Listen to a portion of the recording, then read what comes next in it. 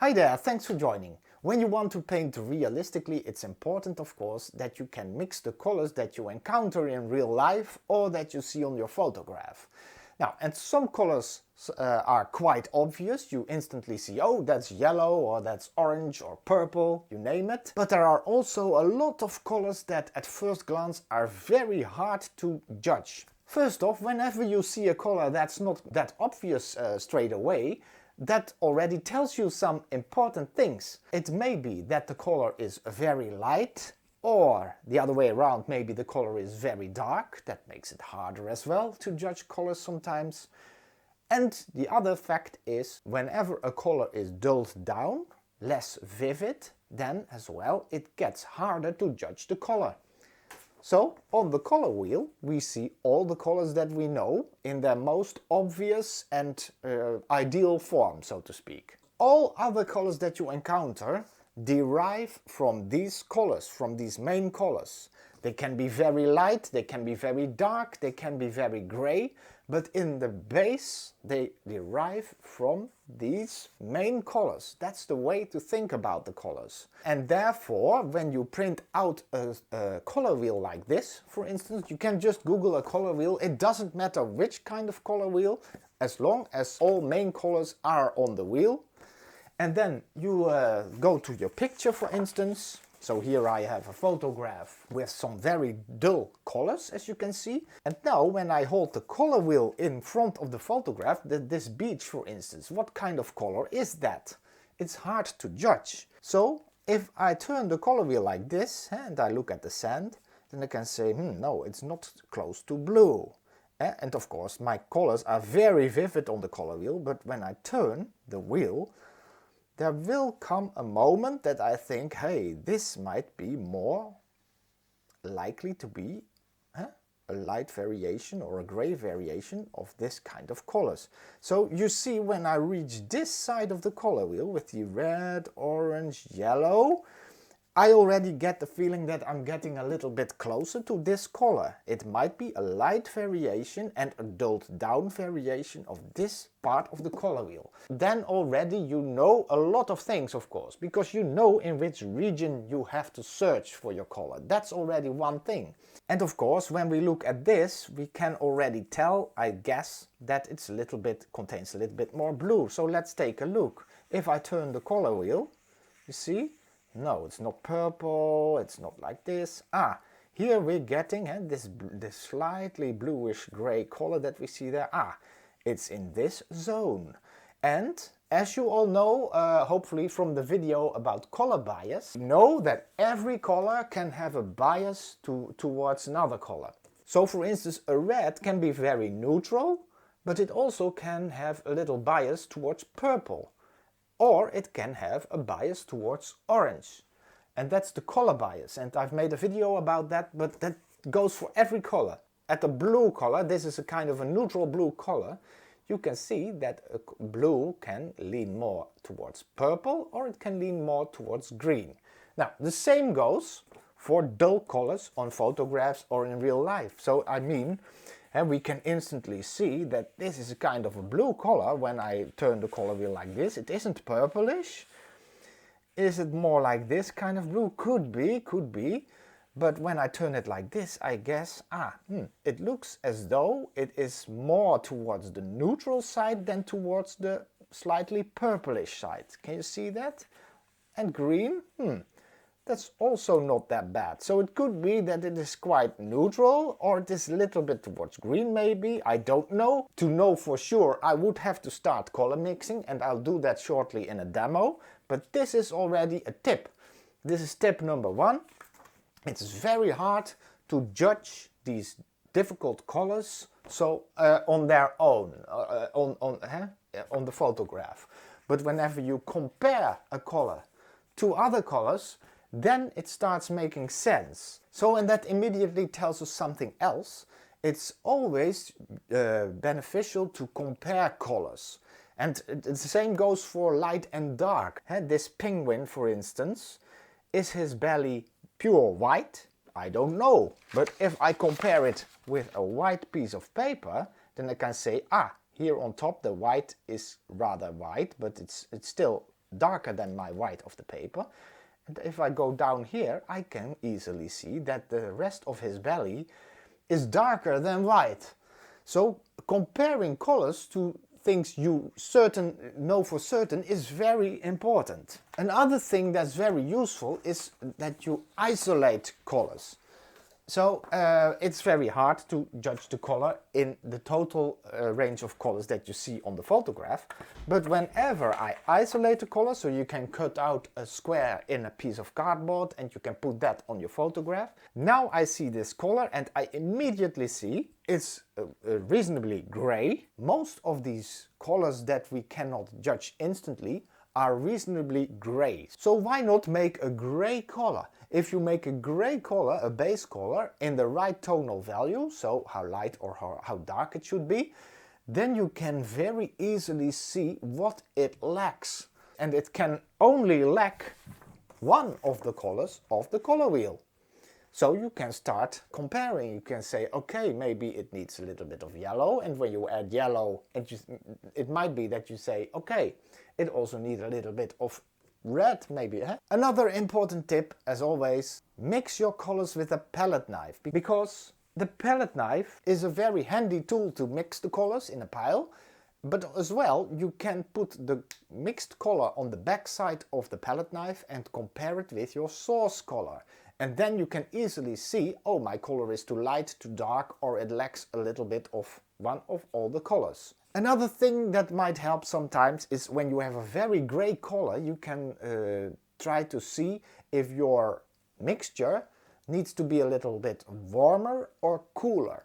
A gray that contains a little bit more blue is considered more cool, and a gray that contains more yellow, orange, red, that kind of colors is a little bit warmer. And sometimes you can clearly see that when you have a gray mixture on your palette knife and you compare it with the source color. Sometimes you see, oh, this needs a little bit more of warmth and this needs a little bit more of cool color. Try to see color mixing as a game.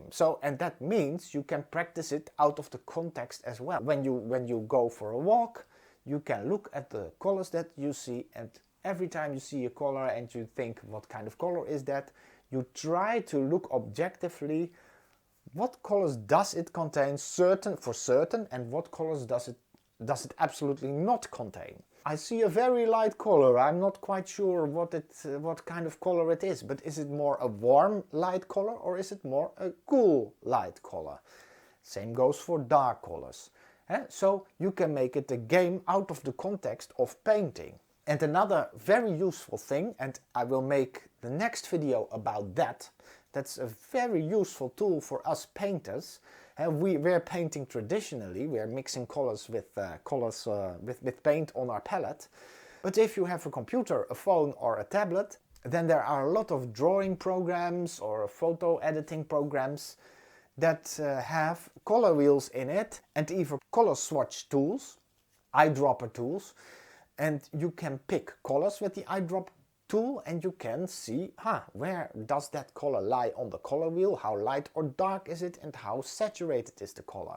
And you can make a game out of that as well, but I'll show that in the next video. I've taken some pictures and I've picked some colors with the eyedropper tool in Photoshop to get these color swatches on my paper. And these are very strange kind of colors that might not be that obvious at first glance. By the way, I make this video because I got this comment reaction at the video, and so thank you very much for this question, and keep on asking questions in the comments because they inspire me to make these videos. That makes my life easier.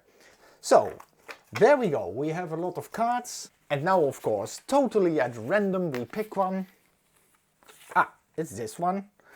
The viewer said, I find it hard to name certain muted colors. So this, for instance, what kind of name could we give that color? And in reality, the name of the color doesn't matter that much, of course, but it's of course handy if you know in what kind of zone you are searching.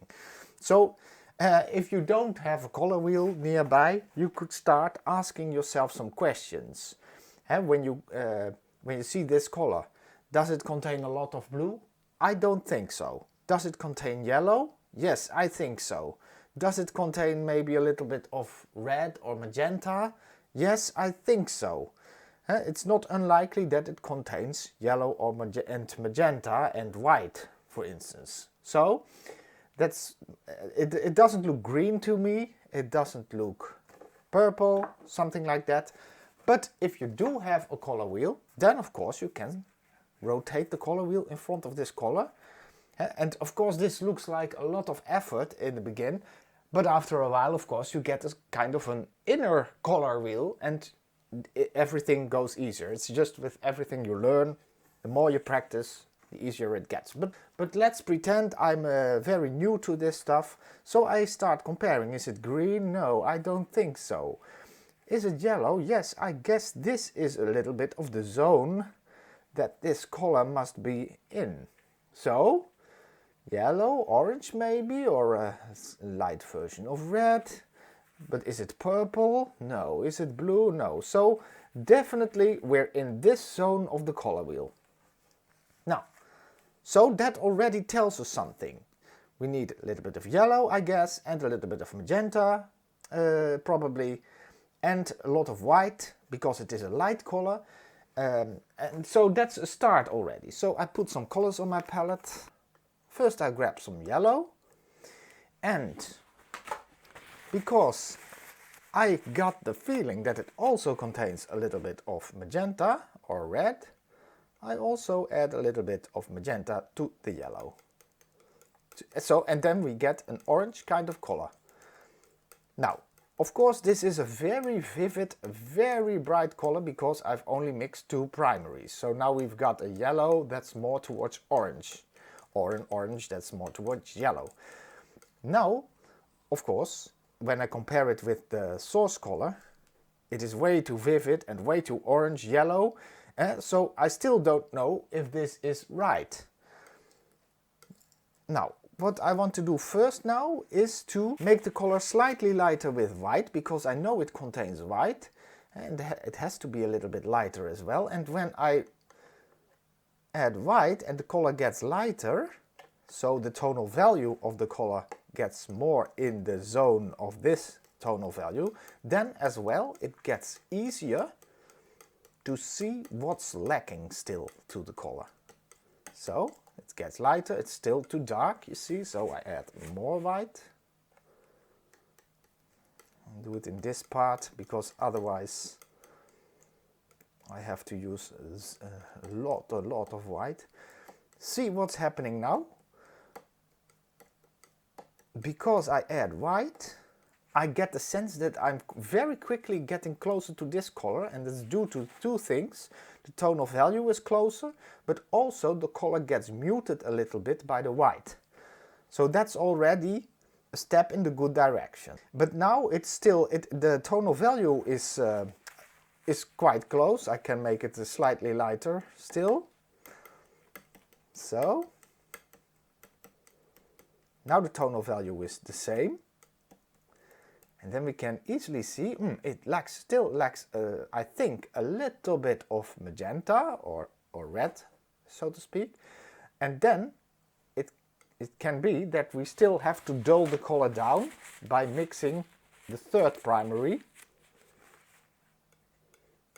as well.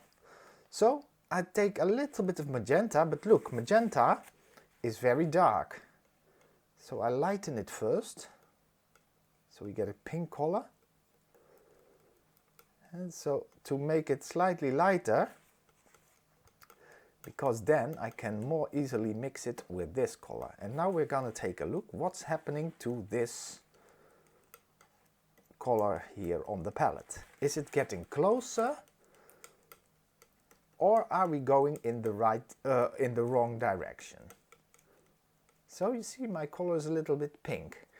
Well, now it's time to, because we still get these vivid colors, to add a touch of phthalo blue. And phthalo as well, when you lighten it, you get a kind of cyan. You get cyan effect, you see? But phthalo on its own is a very dark color, so I lighten it so that when I add it to this mixture, the color will change, but not the tonal value that much. So now I add this to this mixture, and you see what's happening? The color gets toned down. There you have it again, just as in the lesson with the muted colors.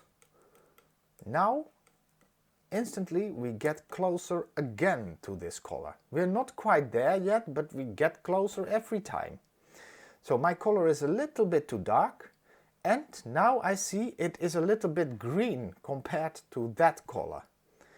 And then, whenever a color is too green, if we want to destroy the green in a color, then we take the opposite color on the color wheel, that we call that the complementary color. And it can be something like red or purple, a little bit purplish red. So magenta, in this case I have magenta, so I'll add more magenta. I'll do it with a little bit of white again. So there we go. So I have magenta with white, and I add it to this mixture. And now you see that the green gets destroyed. So it's more like this now. Now I add slightly more white because it's getting a little bit too dark.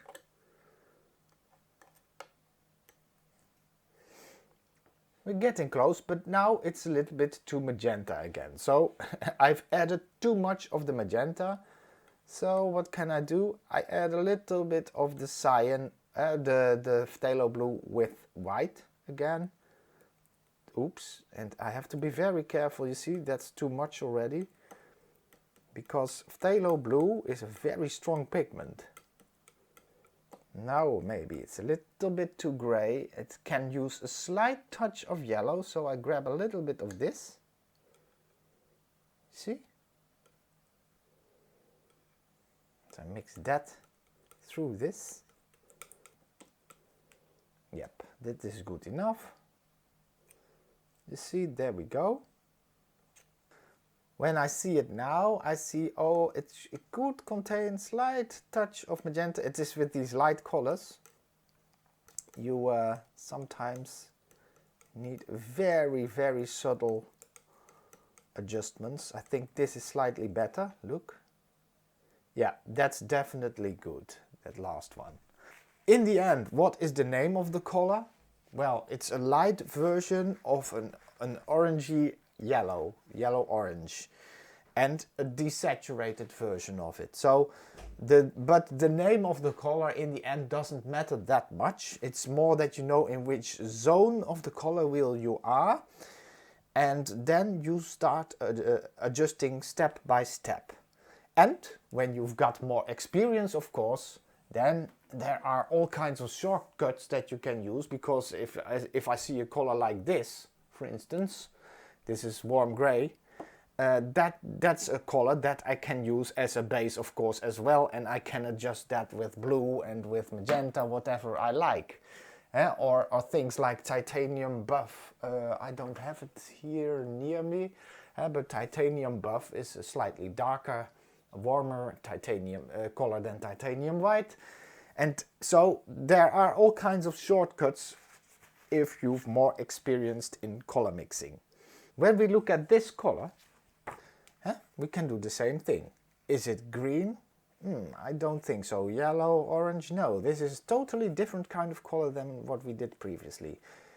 Here we're getting a little bit in the zone of this color, I would think. So it's more of a cool feel than a warm feel. So first off, I guess there's blue involved.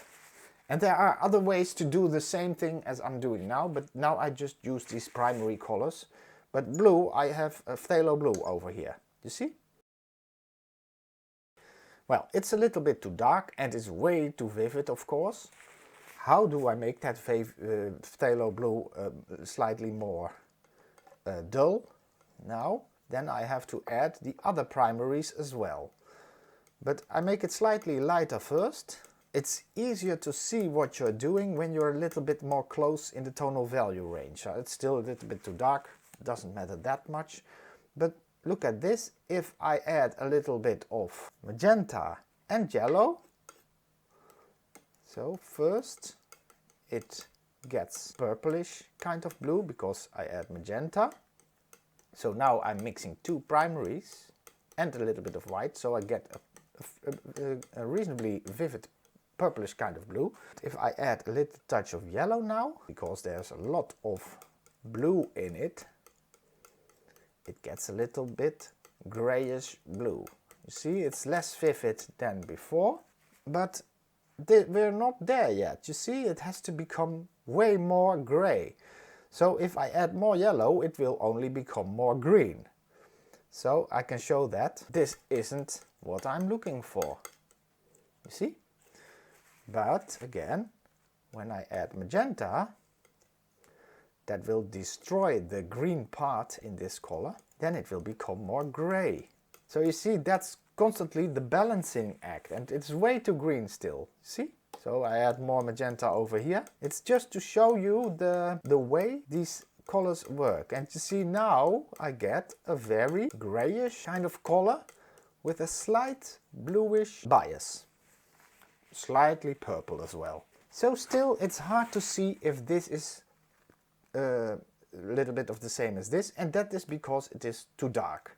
So I add white, and now we also can clearly see that we're doing a good job of making this color very gray. Now the tonal value is quite close now. It's not spot on, but good enough to compare. And now we can see what is lacking at this stage. Okay, my color is still a little bit too bright, too vivid, and it has a little bit of a purple feel, bluish purple. So if I want to make it less vivid, I should add a tiny bit of yellow again, to destroy a little bit of that purple kind of feel. So I do it in a small part here first, so you can see what happens. You can see the difference, I hope. You see that this becomes more gray. The purple feel has gone away from this. And I compare slightly too dark. So it's all kind of small adjustments. Oops, maybe that's a little bit too much white again, but let's see. Well, it's good enough, I guess. Now when I put it on the paper, I can see that it still needs a little more of the yellow and a slight touch of magenta. So there we go. Something like this. Yeah, that's better. There you have that color. Oh, now I throw it away, but that wasn't what I wanted to do, because I wanted to show something with different colors as well. For most gray colors I used the following methods, because now I started thinking out of colors, but you can also take another approach that you think out of gray, and I want to show you. I have ultramarine blue and burnt umber, and with ultramarine blue and burnt umber I can make very nice kind of grays. So here I have ultramarine and I add a little bit of burnt umber, then I get a very dark color. And when I add relatively more burnt umber, I get a very warm kind of gray. It's what I said earlier in the video. You can have warmer grays and cooler grays. You see, and if I would have added more burnt umber, it would have become a warmer gray. So that's a balancing act between the burnt umber and the ultramarine blue. And if I would have wanted a cooler gray, I could have added more ultramarine. Now it's getting cooler. So I will lighten it up. And it's very useful because of the following. So if I lighten this up, you see here we have a cooler gray. This is slightly neutral. I can add more burnt umber, then it becomes warmer again. So I will show that on a small part here. It's just for the idea. Cool, neutral, warm gray. And that's very useful because when I look at this mixture, at this source color, I can say, okay, I just mix all these colors together. So here I have made a mixture of ultramarine blue and burnt umber. So I have a kind of a neutral gray, you see? It's rather neutral, But now I can see that the gray color there looks slightly different than this color. And what is it that it's lacking? And I cannot see it that well because I'm standing at a strange angle, so I put it on the paper and you see, it can use maybe a little touch of phthalo blue. There we go. It's maybe a little bit too dark, so I add slightly more white. And maybe it can use a slight touch of magenta as well. It's ever so slightly. So there you go.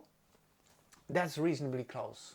Also, this happens a lot of the time. That's funny, when you're painting, you get a lot of gray kind of muddy colors on your palette, and that is fantastic because these gray colors are very useful as a base for other colors. So don't throw it away. I won't do that as well. So I leave this one here and I head over to a new color. Let's say this one. You see, this is also a very gray color, and I have all kind of gray on my palette, so I don't need to throw this color away. So if I look at this, it is already quite gray, it's a little bit bluish, etc. But when I compare it to this, it's way too dark.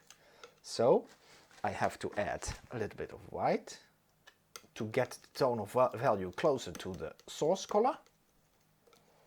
See, now we're quite close. And then again, I start comparing and say, what color is it lacking? At this stage, I would say it lacks a little bit of yellow. So I add a slight touch of yellow. I have to be very careful because it is a light color, this mixture. And when I add the slightest touch of yellow, it already influences the color a lot. But now it gets, the color starts shifting in another direction. You see the gray color. It's very easy to shift a gray color into another direction. So that's why you don't need to throw the colors away that are on your palette. You see, I'm already quite close with very few steps. Because this one is reasonably gray as well. Try to see every time what is lacking. And now I cannot see it very clearly because of the angle that I'm viewing this.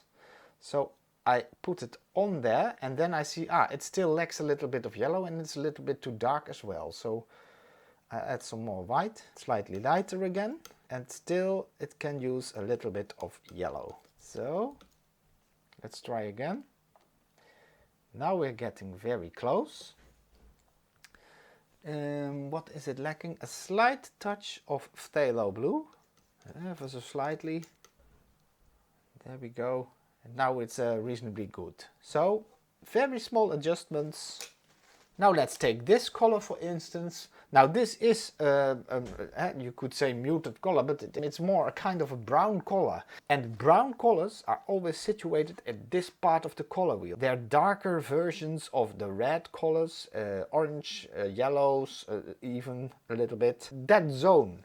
So, of course, I can take burnt umber as a shortcut because that is already brown.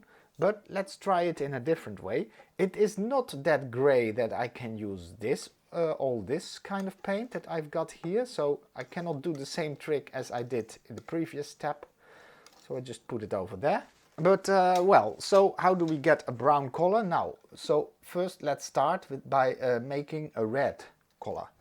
So I take some yellow, magenta, and then the question will be, is it more an orange kind of yellow, brown, or is it more yellowish or more red? I don't know yet, but let's give it a try. Here I have yellow and magenta and I get a bright orange. Doesn't look that good at this stage, but we can add a little bit of white to begin with because my color is a little bit too dark. So, and the bonus that we get when we make it lighter is that we also dull the color down slightly already.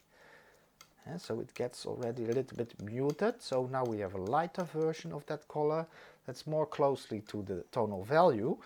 But now, what do I need to make that brown?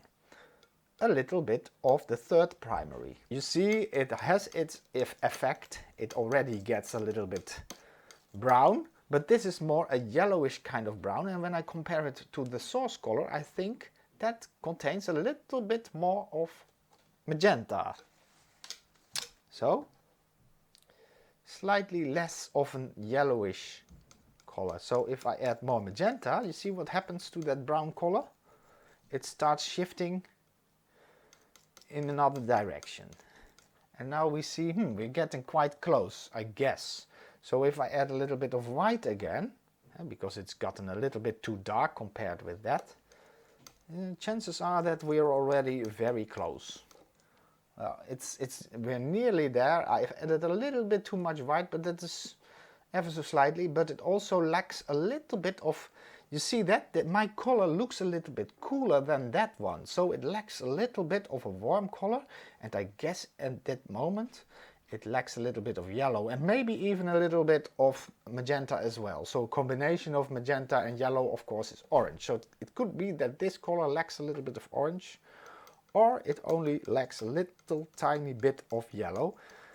See, now my color instantly gets a little bit warmer. Add slightly more of the yellow even. So we're getting closer now. I cannot see it that well, so I'll just drop it on top. Okay.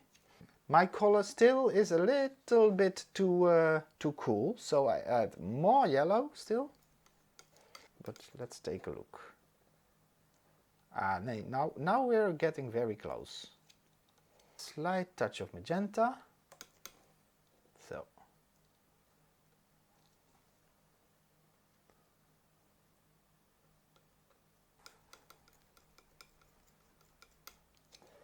There we go. So I hope that was helpful. Have fun painting and see you next time.